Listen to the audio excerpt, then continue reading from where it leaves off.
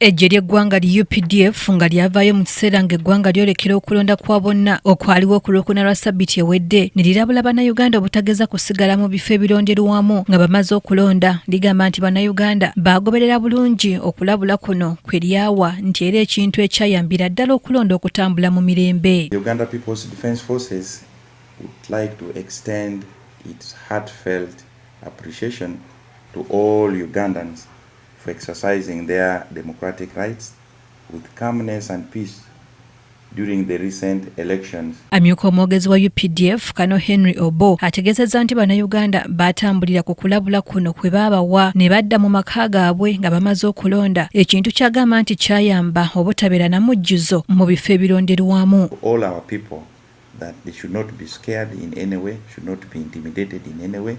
They should go and turn up in large numbers and vote calmly as they did before, and of course we still insist you vote and you go home. Ono ng'asinziira ku kitebe ky'amagye Mbuya ategeezezza nti obuvuyo mu kulonda obusibuka ku mujjuzo Webalondera tebwaliwo ku luno newankubadde nga waaliwo obumulumulu obumu. Bannayuganda bw'atyo abasabye okutambulira awo ne mu kulonda kw'enkya okw'abakulembeze ba gavumenti ez'ebitundu.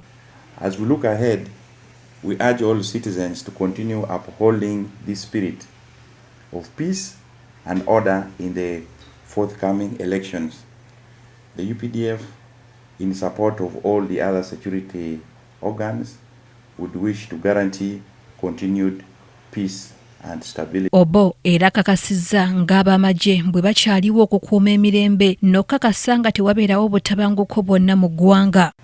The UPDF, in support of all the other security organs, would wish to guarantee continued peace and stability. Kabagahe Mary Rose